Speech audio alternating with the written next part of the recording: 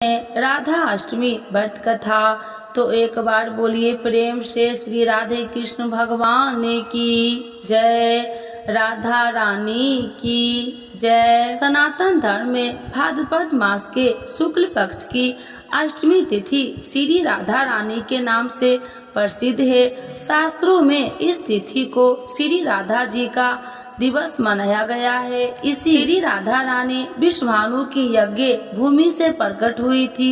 देव तथा पुराना दिन में जिनका कृष्ण वल्लभ कहकर गुणगान किया गया है, वे श्री विंध्येश्वरी राधा सदा श्री कृष्ण को आनंद प्रदान करने वाली साध्वी कृष्ण प्रिया थी। शास्त्रों में श्री राधा कृष्ण की सात्विक शक्ति स्वरूपा एवं प्राणों की अधिष्ठात्री देवी के रूप में वर्णित है। अतः राधा जी की पूजा के बिना श्री कृष्ण जी की पूजा अधूरी मानी गई है। श्रीमद देवी भागवत में श्री नारायण के नारद जी के प्रति श्री राधवे स्वाहा पंचस्वर मंत्र की अति प्राचीन परंपरा तथा विलक्षण महिमा में वर्तन प्रसंग में श्री राधा पूजन की अनिवार्य का अनुरूप करते हुए कहा गया है कि श्री राधा की पूजा की जाए तो मनुष्य श्री कृष्ण की पूजा का अधिकार नहीं रखता। श्री कृष्ण भक्ति के अवतार देवर्षि नारद ने एक बार भगवान सदाशिव के श्री चरणों में प्रणाम करके पूछा, हे महाभाग, मैं आपका सदा दास हूँ। बतलाइए, श्री राधा देवी लक्ष्मी है या देव पत्नी, महालक्ष्मी है या सरस्वती है? क्या वे अनंतर विद्या है या वैष्णवी प्रतीक है? कहिए, वे वेद कन्या है या वेद कन्या है अथवा मुनि कन्या है? सदाशिव बोले, हे मुनिवर, अन्य किसी लक्ष्मी की बात क्या कहे? कोटि कोटि महालक्ष्मी उनके चरण कमल की शोभा के समान तुच्छ कही जाती है। हे नारद जी, एक मुंह से मैं अधिक क्या कहूँ? मैं तो श्री राधा के लावण्य और गुण आदि का वर्णन करने में अपने को असमर्थ पाता हूँ। उनके रूप आदि की महिमा कहने में भी लज्जित हो रहा हूँ। तीनों लोकों में कोई भी ऐसा समर्थ नहीं है जो उनके रूप आदि का वर्णन करके पार पा सके। उनकी रूप माधुरी जगत को मोहने वाली, श्री कृष्ण को भी मोहित करने वाली, यदि अनंत मुख से चाहूँ तो मैं भी उनका वर्णन करने की मुझ में क्षमता नहीं है। नारद जी बोले, हे प्रभु, श्री राधिका जी के जन्म का महात्म्य सब प्रकार से श्रेष्ठ है। हे भक्त वत्सल, उसको मैं सुनना चाहता हूँ। हे महाभाग, सब व्रतों में श्रेष्ठ व्रत श्री राधा अष्टमी के विषय में मुझको सुनाइए। श्री राधा जी का ध्यान कैसे किया जाता है? उनकी पूजा अथवा स्तुति किस प्रकार होती है? यह सब मुझसे कहिए। हे सदाशिव, उनकी चर्या, पूजन विधान तथा आचरण विशेष सब कुछ मैं सुनना चाहता हूँ। आप बतलाने की कृपा करिए। शिव जी बोले, विश्वभानुपुरी के राजा विश्वभानु महान उद्धार थे। वे महान कुल में उत्पन्न हुए थे तथा सब शास्त्रों के ज्ञाता थे। अनिमा महिमा आठों प्रकार की सिद्धियां से युक्त श्रीमान धन और उदार चेता थे। वे स्वयं कुलीन सदा चीर से युक्त तथा श्री कृष्ण के आराधक थे। उनकी भाया श्रीमती श्री कीर्तिका थी। वे रूप यौवन से संपन्न थी और महान राजकुल में उत्पन्न हुई थी। महालक्ष्मी के समान भव्य रूप वाली और परम सुंदरी थी। वे सर्व विद्याओं और गुणों से युक्त कृष्ण स्वरूपा और महापतिव्रता थी।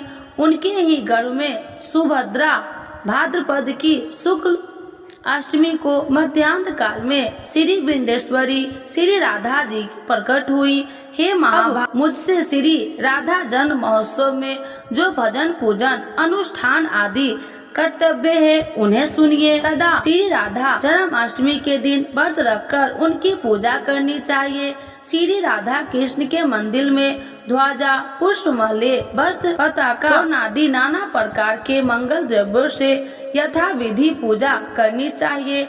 स्तुति पूर्वक सुधासित गंध पुष्प धूप आदि सुगंधित करके उस मंदिर के बीच में 5 रंग के चूर्ण के मंडप बनाए। उसके भीतर 16 दल के आकार के कमल यंत्र बनाए। उस कमल के मध्य में दिव्य आसन पर श्री राधा कृष्ण की युगल मूर्ति पश्चिमाभिमुख स्थापित करके ध्यान पाद उद्यान से कर्म पूर्वक भली भांति उपासना करके भक्तों के साथ अपनी शक्ति के अनुसार पूजा की सामग्री लेकर भक्ति पूर्वक सदा संयत होकर उनकी पूजा करे। श्री राधा माधव युगल का ध्यान करे, जिनकी स्वर्ण और नील कमल के समान अति सुंदर क्रांति है, जो जगत को मोहित करने वाली श्री से संपन्न है, नित्य ललिता आदि सखियों से परिवृत है, सुंदर नील पील पीत वस्त्र धारण किए हुए तथा जिनके नाना प्रकार के आभूषणों से आभूषित अंगों की क्रांति अति मधुर है, उन अतव्य सुशोभित युगल किशोरी स्वरूपा श्री राधा कृष्ण के हम नित्य शरणापत्र है। इस प्रकार युगल मूर्ति की ध्यान करके सालग्राम अथवा मूर्ति में पुनः संयुक्त रूप से अर्चना करे। भगवान को निवेदन किए गए गंध पुष्प माल्य तथा चंदन आदि से समाजक्त कृष्ण भक्तों की आराधना करे। श्री राधा जी की भक्ति के रचित होकर उनके लिए प्रस्तुत नैवेद्य गंध पुष्प माल्य तथा चंदन आदि के द्वारा दिन में महोत्सव करे। पूजा करके दिन में अंत में भक्तों के साथ आनंद पूर्वक चरणोदक लेकर महाप्रसाद ग्रहण करे। फिर श्री राधा कृष्ण की स्मरण करते हुए रात में जागरण करे। चांदी और सोने की संस्कृत मूर्ति रखकर उसकी पूजा करे। दूसरी कोई वार्ता न करते हुए नारी तथा बंधु बांधवों के साथ पूर्णानंद से पर्यंत पूर्वक इष्ट देवता की श्री राधा कृष्ण के कथा कीर्तन का श्रवण करे।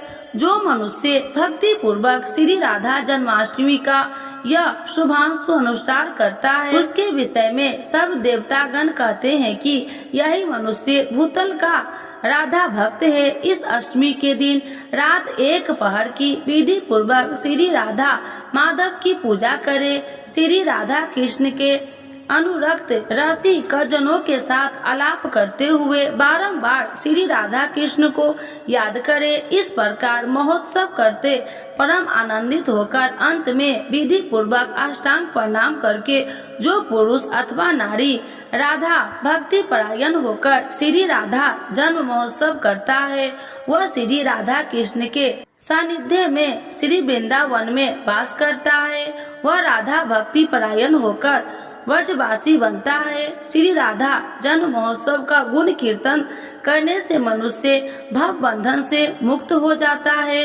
राधा नाम की तथा राधा जन्माष्टमी व्रत की महिमा जो मनुष्य राधा राधा कहता है तथा स्मरण करता है, वह सब तीर्थों के संस्कार से युक्त होकर सब प्रकार की विद्याओं में कुशल बनता है। जो राधा राधा कहता है, राधा राधा कहकर पूजन करता है, राधा राधा में जिसकी निष्ठा है, वह महाभाग श्री वृंदावन में श्री राधा का सहचर होता है।